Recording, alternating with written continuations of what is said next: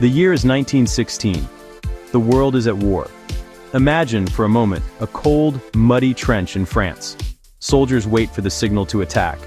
The air is thick with the smell of wet earth and fear. Suddenly, a whistle blows.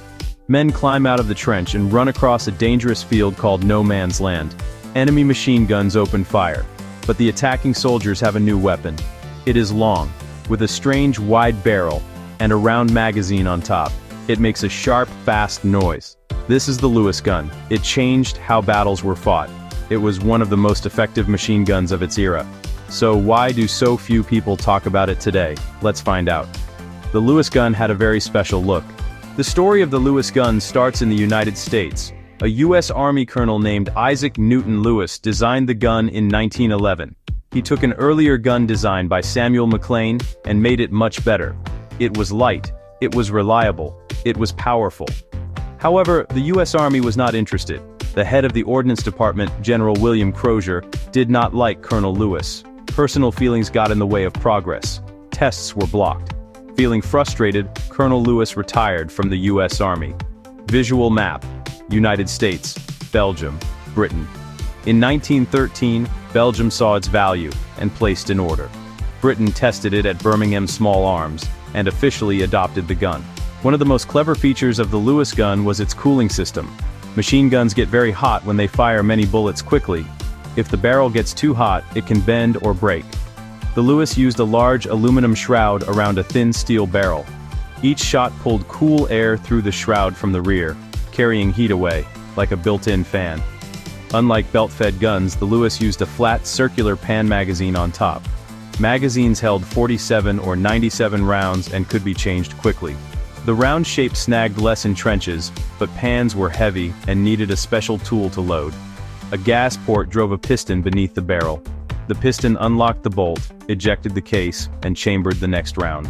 The rate of fire could be adjusted, usually around 500 to 600 rounds per minute. On the battlefields of World War I, the sound of the Lewis gun was feared. German soldiers nicknamed it the Belgian rattlesnake for its sharp, rattling fire. For Allies, it meant support. For enemies, a warning of danger and rapid, accurate attack. Before Lewis, most machine guns were heavy, crude, and defensive.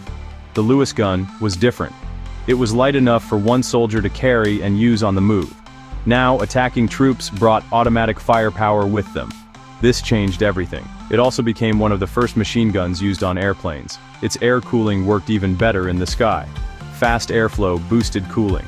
Early fighters mounted Lewis guns on the top wing to fire over the propeller. Pilots even stood to change magazines. Later, flexible ring mounts let gunners aim almost anywhere.